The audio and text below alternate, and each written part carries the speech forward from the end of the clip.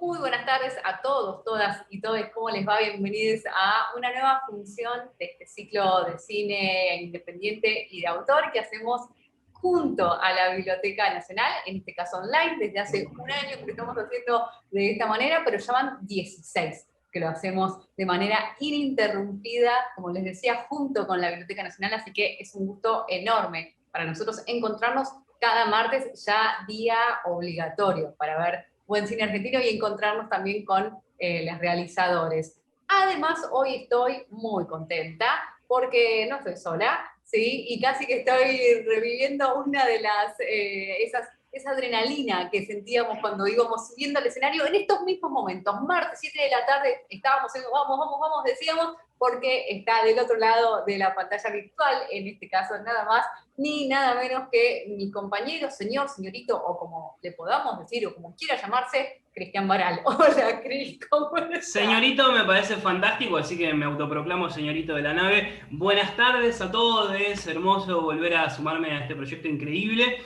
en donde siempre hacemos lo que nos gusta, que es hablar y mirar cine argentino.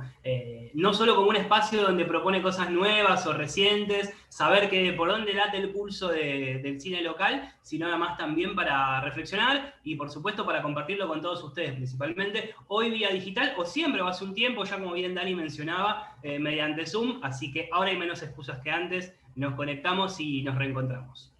Además, vieron que está bueno que me acompañe Cristian, porque él siempre habla muy lindo, así que tiene cosas siempre interesantes, palabras muy lindas para decir, así que buenísimo. Bueno, ya nos metemos de lleno en la función de hoy. Tenemos un documental para compartir con ustedes que cuando lo vimos, bueno, voy a contar un poco lo que fue mi impresión. Yo creo que era una historia que, una o dos historias, si se quiere, que un poco el cine argentino se estaba debiendo, me parece a mí, además de que, bueno, de que soy fanática de los documentales y me parece que cuando nos encontramos con documentales o con películas que hablan sobre el cine, también está buenísimo porque retroalimenta todo lo que tiene que ver con el gran acervo de películas y de historias. Bueno, como decía, que un poco nos debíamos porque también tiene mucho que ver con lo que se está hablando en estos años acerca del rol de las mujeres, de las feminidades en el cine y demás, y estamos hablando,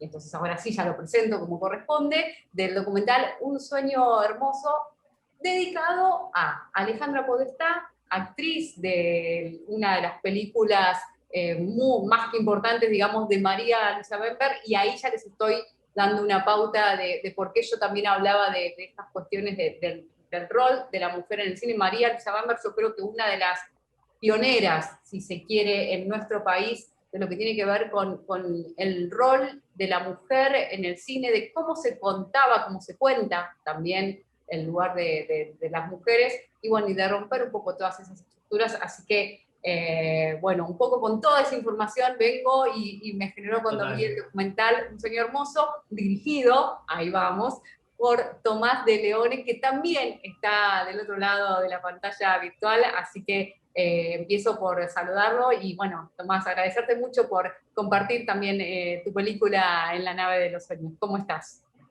Bien, muy buenas tardes. Bueno, muchas gracias por incluir la película, por invitarme. Un placer charlar de la película, poder compartirla. Y con todo gusto estamos charlando un rato. Bueno, Tomás, contanos un poco, a ver cómo surge, cómo llegás vos también, ¿no? A la idea de hacer este documental, cómo llegás a la figura de Alejandra Podestá, a su historia de vida, y un poco también porque en el documental nos encontramos con estas dos historias, si se quiere, ¿no? También hay un repaso bastante importante sobre el lugar de María Luisa Bember. Entonces, digamos, ¿cómo habías llegado? Bueno, por supuesto, a Alejandra Podestá, y cómo habías decidido también contar estas dos cuestiones. Bueno, en principio el documental se fue haciendo. No es que ya desde el comienzo yo partí con una idea muy concreta de la forma que iba a tener. Por eso tardé en hacerlo. Fue un documental que se hizo mucho en la isla de edición. Digamos, fuimos filmando a medida que yo iba encontrando el guión que quería hacer. Y eso se debió porque en principio empecé la investigación con Alejandra. O sea, Alejandra tuvo un final muy duro, como el documental lo cuenta, ligado a los casos policiales, digamos. Y estaba la pequeña leyenda en el mundillo del cine de que había sido protagonista de una película enorme en los años 90. Eso fue como la primera idea, germen que tuve como para meterme ahí, digamos. No había información, no había en Google, no había, las notas eran, era una chica de baja talla, entonces el 90% de las notas eran actriz enana muerta, punto. Era eso y gracias. Entonces no había nada, entonces ahí dije, bueno, voy a meterme a ver qué pasa. Cuando fui metiéndome, fui encontrando muchas aristas, muchos lugares que para mí podían ser recorridos visualmente, y eso para mí en algún momento se terminó de armar como película cuando me metí así de intenso, me metí con Alejandra, me introduje en el mundo, en el archivo, en todo lo que era referido a María Luisa Bember. Entonces, básicamente la película terminó de armarse, cuando yo entendí que había que recorrer la historia de Alejandra, de esta actriz, a partir de María Luisa Bember. Cuando yo entendí que si el espectador hacía ese recorrido, iba a encontrar que ahí la historia tenía algo de valioso, digamos, de mínima, digamos. Algo le iba a gustar, le iba a ser interesante para agarrarse. Digamos. Y ahí esa idea, digamos, ese pequeño viajecito es el que terminó de armar internamente la película para mí, digamos. Bueno, y ahí quiero retomar un poquito el nombre de alguien que ha sido trascendental para el cine argentino, sobre todo contando desde lugares poco comunes en ciertos momentos de nuestra historia. Hablamos de María Luisa Bember, alguien que como hace un ratito, off the record, le contaba a los chicos que bueno, es directora de esta peli, Camila, posiblemente una de las pelis con mayor proyección hollywoodense, de hecho a las puertas del Oscar ha quedado en su momento. Alguien que bien sabía, María Luisa, tener un pulso popular muy interesante en sus historias, pero siempre contando desde personajes que por lo general sometidos, entre comillas, a una cierta lógica que las tenía más en plano heroínas en muchas ocasiones y sufriendo, o al menos tratando de sufrir lo menos posible, un contexto adverso. El cine de María Luisa es espectacular, tiene muchísimos colores, y Tomás seguramente generacionalmente quizás te llegó cuando eras muy chico, o quizás no estabas tan empapado en su obra, naturalmente como alguien que consume cine sí, seguramente, pero quiero saber, ¿qué tanto tenías de la obra de María Luisa? ¿Qué tanto conocías la obra de María Luisa Bember? ¿O cómo había llegado a ella? Era la pregunta. Bueno, yo me acuerdo de chico que mis viejos miraban mucho cine en casa, mucho VHS. Me acuerdo de haber visto la película esta que estuvo Alejandra Podestá y de haberme parecido muy rara. Como que mi mente de niño no lograba como asimilarla. Y en realidad mi primer acercamiento de María Luisa fue porque yo tengo una gran admiración, profunda admiración por Lita Stantic, que me parece que estoy convencido que es una de las productoras más importantes de todo el cine argentino, de todos los tiempos. Tuve el gusto de conocerla, de entrevistarla para la película, de que vea el corte varias veces, bueno. Y a partir de conocer la obra de Lita, o de meterme en la obra de Lita, había empezado a ver a María Luisa Bember. O sea que tenía conocía su cine, pero en realidad terminé como de leer o de tener una mirada propia sobre su cine a partir de esta película que hizo, digamos, de relacionarla también con la vida de Alejandra. Para mí son indisolubles en esta lectura que yo hice, digamos. Puede tener algo de caprichosa porque es mía, digamos, ¿no? Pero claro, hay algo ahí que yo encuentro que es como que empleó bien. Totalmente, coincido. Son dos personalidades muy fuertes, con diferente obra, pero significante obra al fin para el cine nacional relativamente contemporáneo. Sí, además, lo que cuenta un poco el docu es que Alejandra, que era una chica de baja talla, de repente no salía de la casa, la madre se avergonzaba, etc.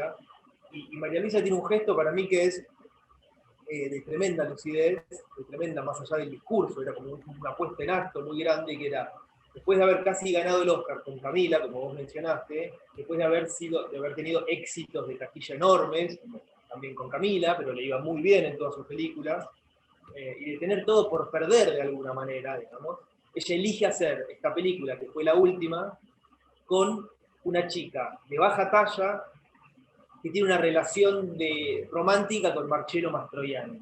Entonces, para mí esa puesta en acto de riesgo de María Luisa Bemberg era algo que iba mucho más allá de las declamaciones o del discurso que ella podía tener, que era muy atractivo, pero era una puesta en acto brutal, digamos, parecía que tenía todo para perder, que se ve poco en el cine argentino, el riesgo real, digamos. Entonces, a mí eso ahí me paró mucho la antena, digamos, la puso como en otro lugar para mí, a María Luisa. Me parece que también está bueno porque un poco lo que se ve en el docu, con esto que vos contás, que también se da cuenta, me parece y muy bien, es a través de los archivos y demás, también la postura explícita que tenía María Luisa Bemberg con respecto al feminismo, digamos. Es tremendo porque, viste, de repente, y cuando estamos pensando en esos momentos, estamos hablando, bueno, en el documental se dice inclusive también, fines, por suerte, de la dictadura, digamos, pero fines de los 70, principios de los 80, o sea, que ni a palos estaba tan en boga como está hoy. Y que en ese momento una persona en un programa de televisión sentada al lado de dos tipos críticos de cine diga que ser machista es ser fascista, es tremendo, ¿no es cierto? Entonces, digamos, es mucha potencia y un poco relacionado con eso quería saber cómo había sido el trabajo para encontrarte, bueno, con esos archivos, eso para mí es un hallazgo increíble, pero ese y todos los demás, y un poco lo ligo también, y es una pregunta que traté de buscarlo, pero no sé, la voz en off, ¿es de Alejandra o es recreada? Así que bueno, un poco todo eso, que nos cuentes todo eso. Mira, teníamos un tema que era que no teníamos a Alejandra. O sea, Alejandra no está entre los dos.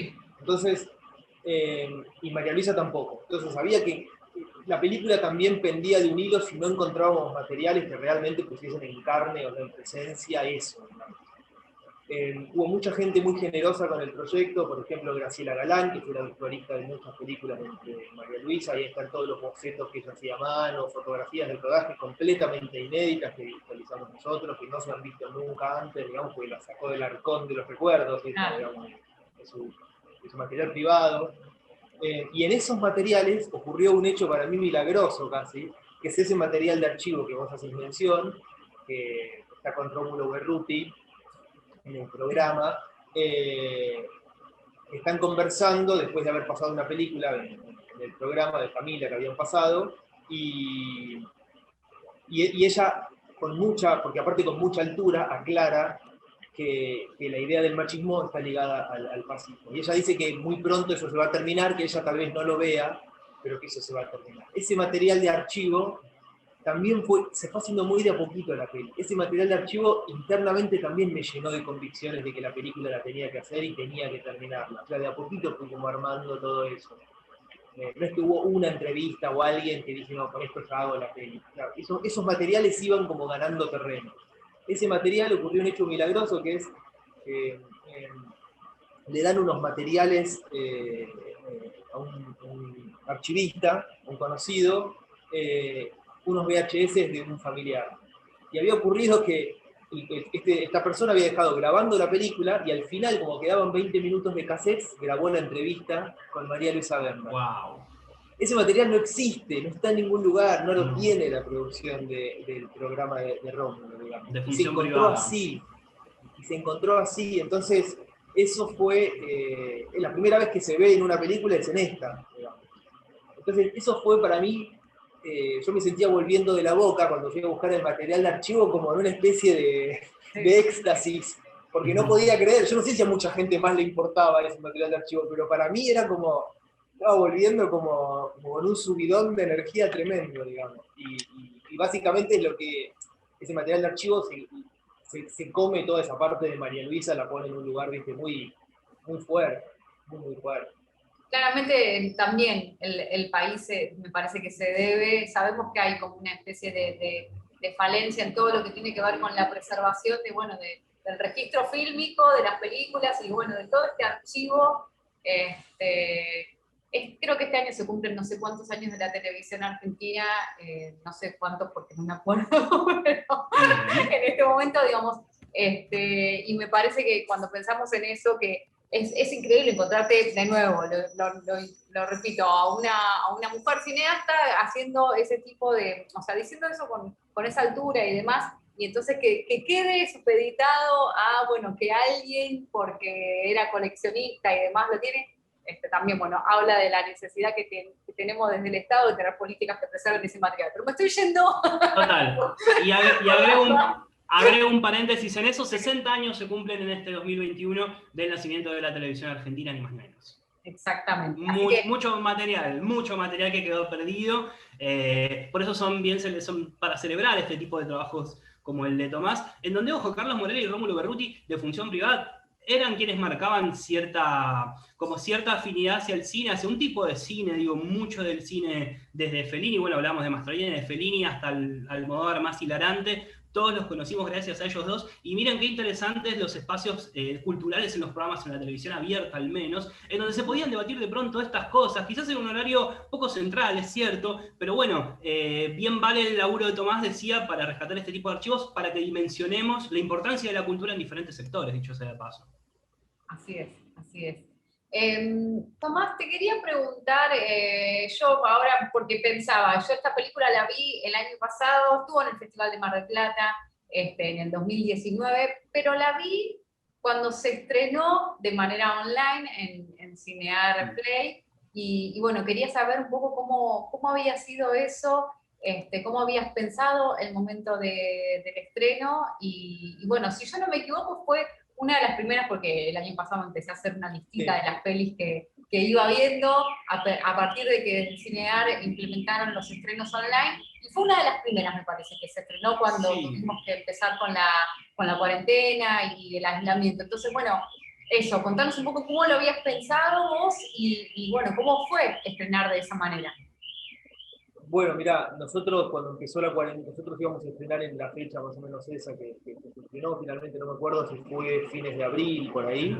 Esa era la fecha que íbamos a tener de sala, teníamos distribuidor, teníamos todo, y cuando se paró todo por la pandemia, el distribuidor, bueno, habló con las autoridades del Inca, a ver, y surgió esta posibilidad de estreno por Cinear, de estreno por Cinear Demand, o sea que vos podías comprar la película durante 2 semanas, verla en televisión, y lo hablamos y era como, bueno, la sala es la sala, no hay nada que darle en la sala. La sala tiene inmersión, tiene todo, vos estás ahí, ves la película y se puede transformar en una experiencia si vos estás conectado y la película tiene algo para ofrecerte, es una experiencia espectacular. Pero no teníamos eso. Entonces, un poco lo que empezamos a hablar era, bueno, no había cine, no había nada, la gente estaba en su casa, etc. Cinear había que darle como impulso, entonces básicamente era, si va a tener impulso y de repente no va a haber tantos eventos culturales, y bueno, por ahí podemos nosotros como cooptar un montón de gente que por ahí no iría a ver un documental al Gaumont o a la sala que consiguiésemos, por ahí al Malva, viste las salas que estábamos conversando, por ahí no iba a ir hasta allá, pero por ahí por la tele o por Cinear online lo veía. Y nos jugamos a esa. Yo la verdad es que nos fue espectacular, o sea, por televisión la vieron cerca de 50.000 personas, algo impensado, digamos, la vio gente de programación de Canal 7, la película se programó 3 veces en Canal 7, o sea, la alquilaron 2.000 personas después en Cinear, o sea, para un documental modesto, digamos, era como algo imposible de pensar esto. Hicimos muchas notas para muchos medios, por supuesto, más allá de los atributos que pueda tener el documental, también por María Luisa, venía todo como a cuento, digamos, se cumplía una fecha, o sea, como todo era... Así que para mí fue una experiencia buenísima porque me pasaba que, como en mis películas, como no me pasó antes, digamos, que en Instagram me escribía mucha gente que la película le había tocado alguna fibra. A mí no me pasaba eso, o sea, como me pareció como muy, muy cálido eso. Gente me escribía que se conectaba con Alejandra o que no podía creer esto del archivo, etcétera. Ahora probablemente vaya a una plataforma en España, el documental, o sea que estamos... La verdad es que fue como un riesgo, pero nos salió muy bien, estoy muy satisfecho con la experiencia. Y me quedo con esas devoluciones de la gente, porque claro, imagínate o imagínense, ¿no? Si Tomás se monta un trabajo tan fuerte como una película sobre 2 personajes, o principalmente uno, que no tiene tanto material visible, o solo ese material que existe ahí visible es más de un lado trágico y hasta rozando lo morboso, pienso, toda esa gente que se encontró por primera vez con Alejandra posiblemente ha sido un impacto muy fuerte, o con esta historia, para ser más exactos. ¿Cuáles fueron por ahí las devoluciones más sorpresivas, o con qué perspectivas te encontraste de aquellos que habían visto el documental y de repente con una información que hasta ese momento quizás no conocían, de golpe se les presenta a todo un mundo con tu documental? ¿Qué fue lo que más te llamó la atención de esas devoluciones o esas observaciones de aquellos que se acercaron a tu obra por primera vez, y ni hablar a la de Alejandra? Una de las cosas que a mí me preocupaba mucho era el tono de la película, porque lo que le pasó a Alejandra podía prestarse para una serie de imágenes horribles o un tratamiento, digamos. Eso digamos, eso no lo iba a terminar de entender cómo lo había armado yo, hasta que no lo vean los demás, digamos. Eso se terminaba de armar ahí. Y en ese sentido, digamos, hubo como una conexión cálida con Alejandra. Yo sentí que la gente como que había entrado a entenderla en alguna dimensión, viste que Alejandra no había podido elaborar de sí misma, etc. Había como podido ponerse en el lugar de, había algo de eso, digamos. Eso me gustó mucho porque, aunque nunca la conocí a Alejandra, viste, estableces un vínculo. Por otro lado, mucha gente que me decía que María Luisa conocía, no sé, los libritos de las colecciones, o por ahí Camila, viste un poquito, pero que no la conocía en su dimensión, y gente del cine, no por ahí, alguien que no, claro. Ahí me parece que hubo también algo como fuerte, digamos, que pasó con Alejandra, y después con María Luisa. Y después, por último, una cosa muy loca, que apareció por Instagram un vecino de Alejandra que lo llevaban a jugar a la casa. ¡Wow! Increíble. Y que me dijo eso, y que me dijo, no puedo creer cómo sabías esas cosas, la madre no la dejaba salir, Alejandra era esto, el padre se había ido y vos en la casa si preguntabas se enojaban, había como, nada, me sigue escribiendo, digamos, él no podía creer porque había sido una historia para él, de su vida, y de repente claro, como que venía alguien a contarla, así que esa fue también como una devolución fuerte. Exacto, entonces atentos a esta observación, porque lo interesante, lo rico, una de las tantas cosas ricas de este documental, para aquellos que están por verlo, es esa simbiosis, si se quiere, que se genera entre De eso no se habla, la película de Bember por un lado, y por el otro la vida de Podestá, o al menos este tipo de situaciones familiares, quizás presa, entre comillas, de una lógica maternal, y de un qué dirán que tanto la ficción como el documental lo reflejan con una manera muy sutil. Tomás, ¿y ahora te encontrás trabajando en algún otro proyecto? ¿Cómo fueron también este año, si se quiere, ya llevamos un año de pandemia? Bueno, eso, si te encontrás trabajando en algo, y un poco también, digamos, si sentís que te quedó algo pendiente con un sueño hermoso, o ya soltaste y ahora trabajás en otras ideas. Con un sueño hermoso, no, la verdad es que le tengo que agradecer a las compañeras productoras que me acompañaron, que tuvieron paciencia, porque estuve mucho tiempo en la isla de edición con la película, mucho tiempo, o sea que, nada, siento que le pude dar forma a lo que yo quería, hasta donde pude, estoy muy conforme con eso, es la película con la que más conforme estoy, así que estoy contento. Y ahora el año pasado estrenamos como productores también una película, que la pueden disfrutar, aprovecho para comentarla, está en Netflix, se llama El Acecho, con Rodrigo de la Serna. Muy bueno. La vi, muy buena. Bueno. Sí. Ese rol nos gusta mucho también, y ahora estamos también viendo si podemos embarcarnos en un documental, pero más que tema de documental o personaje, yo lo que voy buscando es si con los materiales disponibles puedo armar el relato. Entonces, yo hasta que no tengo como esos materiales, no. Entonces estoy en ese proceso de darle vueltas a la cosa, a ver si están ahí esperándome los materiales para poder hacer la película. Claro, porque tenemos que decir que Tomás de Leone además es el director del Aprendiz, y esa fue tu ópera prima, ¿verdad? Bueno, película de ficción y demás, y muchas veces podemos pensar que una ficción es un poco más complejo de realizar que un documental. Hay veces que se tiene como esta idea de que un documental uno va, pone la cámara, lo filmás, contás algo, le das una formita y listo. Pero bueno, por supuesto también el documental implica un desafío, ¿no es cierto?